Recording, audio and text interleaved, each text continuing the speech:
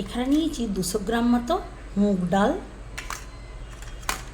দুটো শুকনো লঙ্কাকে ভেঙে নিয়েছি, হাফ চামচ গোটা জিরে নিয়েছি, এখানে বেশ খানিকটা আদাকে থেতো করে নিয়েছি, আর এখানে নিয়েছি জিরে গুঁড়ো, ধনে গুঁড়ো একটু মিক্সিং আছে, আর নিয়েছি সামান্য হলুদের গুঁড়ো, আর দুটো একদমই ছোটো সাইজের টমেটো নিয়ে নিয়েছি, আর একটা বড় সাইজের আলুকে এইভাবে ডুমো ডুমো করে কেটে নিয়েছি। হ্যালো বন্ধুরা, welcome back to my channel. আজ আমি আপনাদের করে দেখাবো মুগ ডাল দিয়ে আলুর তরকারি, বলতে পারেন মুগ আলু। তো কীভাবে বানাই এই মুগ আলু দেখতে থাকুন। মুগ আলু বানানোর জন্য প্রথমেই ডালটাকে ধুয়ে আমি ক্লিন করে নিয়ে আসব। ডালটাকে দেখুন ধুয়ে নিয়ে চলে এসেছি, আর এই ছাঁকনিতে আমি ড্রেন করতে দিয়েছি, কারণ মুগ ডালে জল থাকলে ভাজতে একটু অসুবিধা হবে। দেখুন অনেকটাই ঝুরঝুরে হয়ে গেছে। মুগ আলু বানানোর জন্য ওভেনে বসিয়ে দিয়েছি একটা কুকার, আর এই সম্পূর্ণ রান্নাটা আমি কুকারেই করব। কুকারের মধ্যে প্রথমেই দিয়ে দেবো তেল। আমি এখানে ইউজ করেছি সরষের তেল, আপনারা চাইলে যে কোনো ধরনের তেল ইউজ করতে পারেন। তেলটা একটু বেশি পরিমাণে দিতে হবে। এখানে আমি 2 চামচ মতো দিয়েছি, আরও 1 চামচ দিয়ে দেব। আর এই গরম তেলের মধ্যে দিয়ে দেবো গোটা জিরে ও ফাটিয়ে রাখা শুকনো লঙ্কা। একটু ভাজা করে নেব।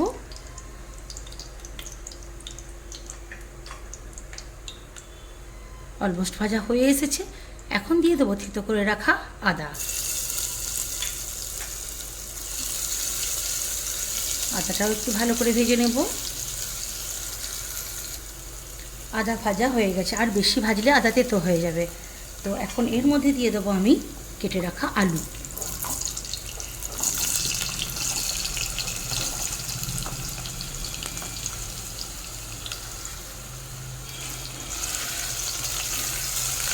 আলুকেও আমি মিনিট 2 ভেজে দেবো। হাই ফ্লেমে কিন্তু ভাজতে হবে এই সময়। 2 মিনিটেরও বেশি সময় ধরে আলু ভেজে নিয়েছি। এখন এর মধ্যে দিয়ে দেবো ধুয়ে রাখা জল ঝরানো মুগের ডাল। এখন মুগের ডালটা আলুর সঙ্গে ভালোভাবে ভাজবো। যতক্ষণ না মুগের কাঁচা ভাব যাচ্ছে, একটা সুন্দর স্মেল বেরোচ্ছে, ততক্ষণ ভাজতে হবে। আর এখন আমি যেটা করব, ফ্লেমটা মিডিয়াম টু লোতে করে দেবো, যাতে করে ডালটা ভালোভাবে ভাজা হয়। ডাল আমি অনেকটা সময় ধরে ভেজে নিয়েছি। দেখুন ডালটা কেমন ঝুরঝুরে হয়ে গেছে।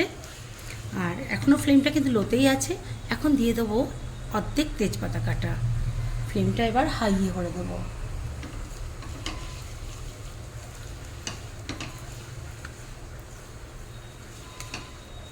হাই ফ্লেমে 1 মিনিট মতো একটু ভেজে নেব।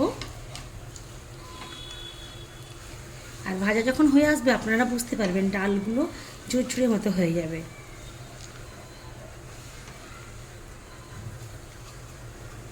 সত্যি বন্ধুরা, এখনই যা দারুণ সেন্ট আসছে না। আর এই যে এখন দিয়ে দেব হলুদ আর ধনে জিরের গুঁড়ো।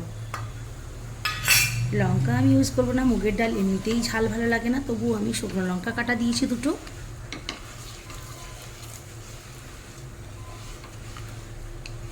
আরও মিনিট খানেক মশলাটা এর সঙ্গে কষিয়ে নেব। মশলা কষানো হয়ে গেছে। এখন দিয়ে দেব জল।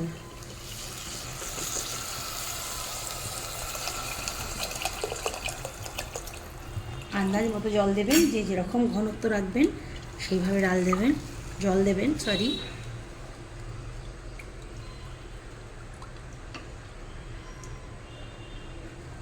লেগে থাকা ডালগুলো এর মধ্যে ডুবিয়ে দেব।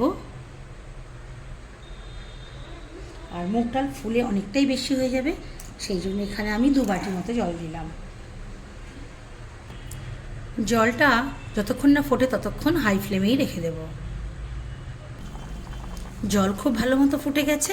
এখন দিয়ে দেবো টমেটোগুলোকেই, 2টো টমেটোকে ছোটো ছোটো করে কেটে নিয়েছি, এটাকে দিয়ে দেবো।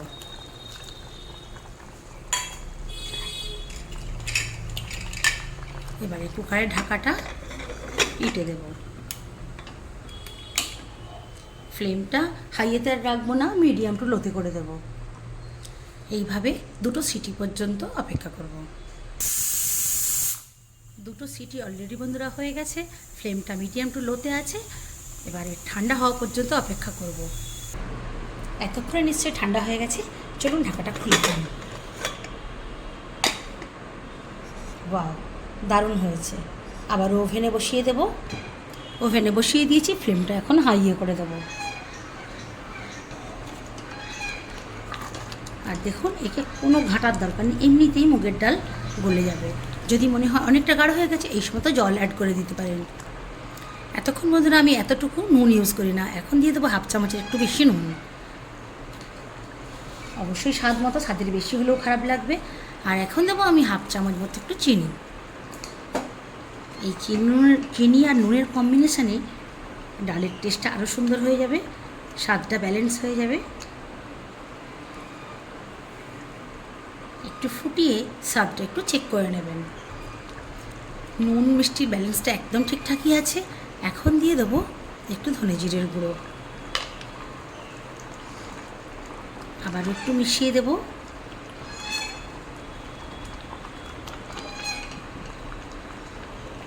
ফ্লেমটা কিন্তু এখন সে হাইতেই থাকবে।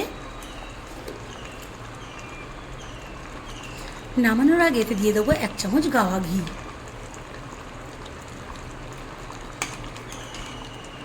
ঘিটা দেওয়ার পরে ফ্লেমটা লোতে করে দেব।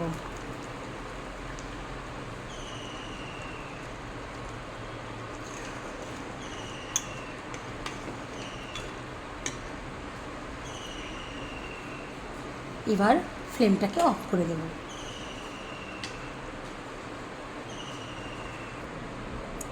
তাহলে বন্ধুরা দেখতেই পেলেন কিভাবে বানালাম আমি এই মুগ আলু। তো আমার এই মুগ আলু রান্নার রেসিপিটা আপনাদের কেমন লাগলো অবশ্যই কমেন্ট করে জানাবেন। ভালো লাগলে লাইক করবেন, আর আমার চ্যানেলটাকে প্রত্যেকবারের মতো এবারেও সাবস্ক্রাইব করে দেবেন।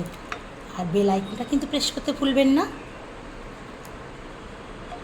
আর হ্যাঁ, এই তরকারিটা আপনি রুটি বা পরোটা যে কোনো জিনিসের সঙ্গেই খেতে পারেন, সত্যিই ভালো লাগবে, ভাতেও কি ভালো লাগবে।